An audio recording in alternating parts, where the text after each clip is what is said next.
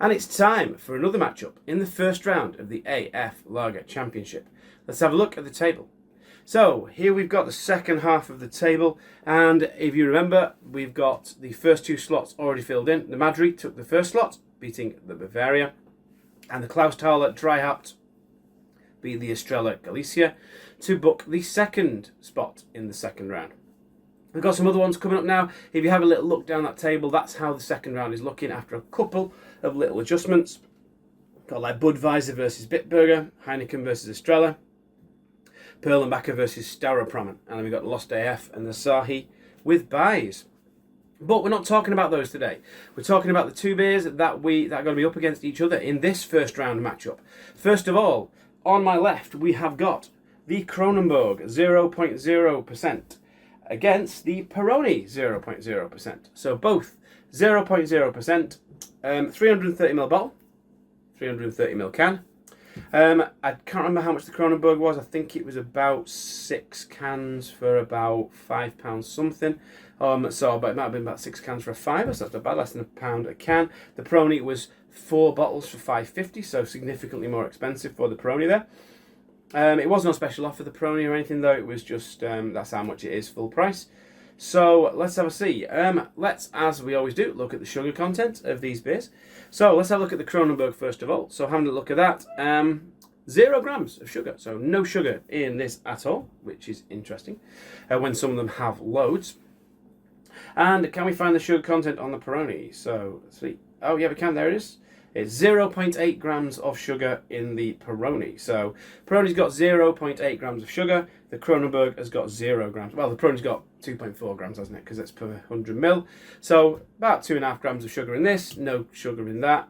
I always like to compare the sugars. Not that it means much to many people. But there you go. So what can I say other than let's get these two poured out into glasses and we'll see what we think of them.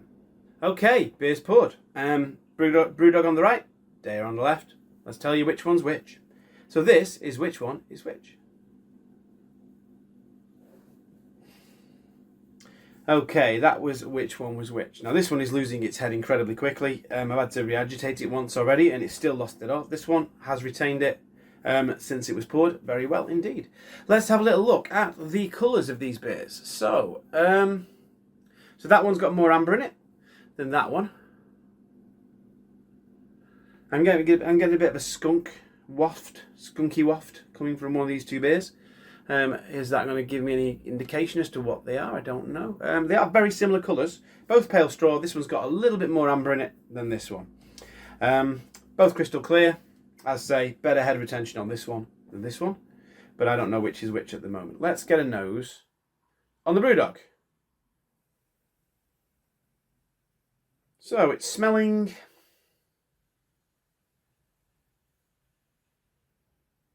smelling a bit syrupy. It does smell kind of like alcohol free. Getting a bit of malt and a bit of syrup in there. Bit of lemon. It's got that weird metallic note that you get on alcohol free beers. But it has got it's got a nice maltiness to it. Much better than that San Miguel maltiness that I got. And 1,000,000 times better than the M&S maltiness. It smells quite nice actually. It does smell like an alcohol-free beer. It's got that little bit of metallic in there that you get with them. But the nose is not bad. The nose is not bad at all. Let's get a nose on this one now. Here we go. Oh, well, that one's much different.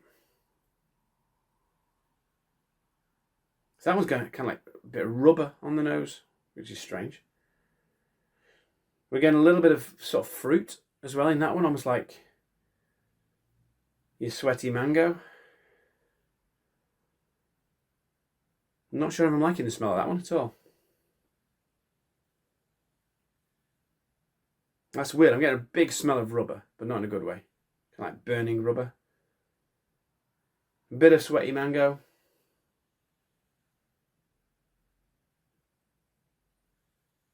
Yeah, a bit strange that. Very strange. Yeah, other than rubber and sweaty mango, I'm not getting a lot on the smell on that one. It's very different. I didn't think they'd be that different to each other, but they are, it seems. But let's have a go on the taste. So here we go. Cheers.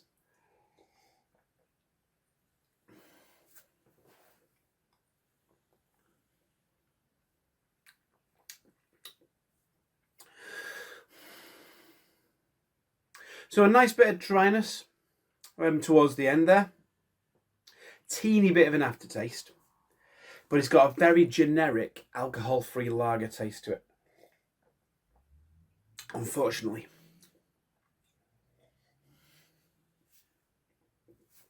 And what I don't want is a generic alcohol-free lager taste.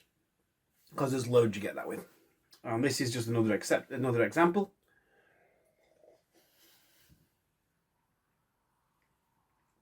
Very generic. Which beats this if this is gross, but doesn't beat it if it is interesting. So let's see how this one tastes, because the smell is odd. Anyway, let's go for the taste. Cheers.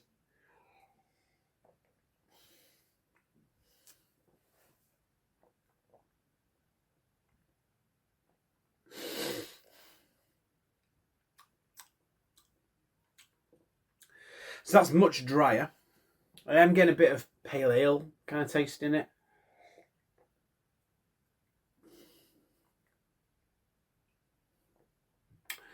This doesn't taste like an alcohol-free beer. But it certainly doesn't taste like a lager. But do I like it? Yeah, I do. It's got a nice dryness. It does taste like a beer. You could think it was a lager. A slightly more crafty lager. One of those lagers that has the different kinds of fruits other than just lemon in there. It's not massively filling me with flavour, but it's okay. A little bit of that dankness on the taste, but not much of an aftertaste. I might have to go in again. Not decided yet.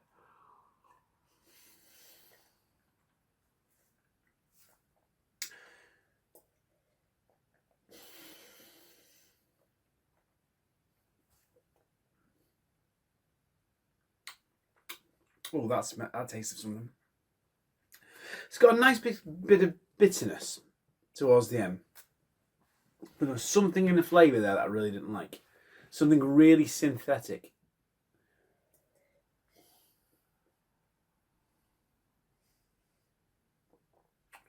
And it tastes like something. Well, obviously it tastes like something. But it tastes like something from childhood.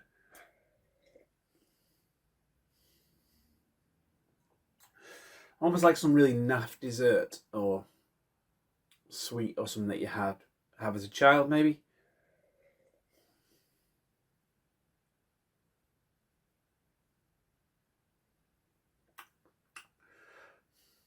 Yeah, it tastes of some kind of watery, cheap kind of confectionery of some kind in the background, which I'm not enjoying. It smells like a generic alcohol-free beer. The taste is just weird and synthetic, and it's not impressing me in the slightest. This one, it tastes like a beer.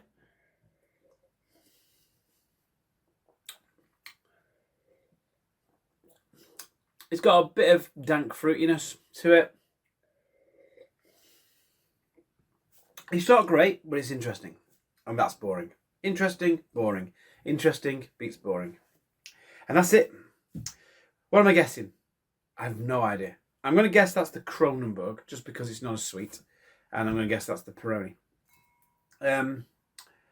Just because that's what I thought the Peroni would taste like. When I saw the Peroni, I thought, you know, it's going to taste like a generic alcohol-free lager. So I'm thinking that's the Peroni.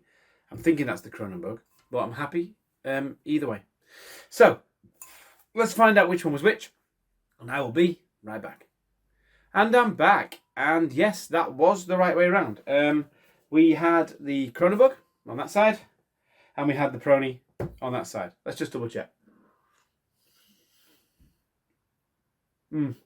Yeah, just generic and just a weird cheap sweetness that I don't like. This one, at least it's interesting. At least it's interesting and it's a bit different.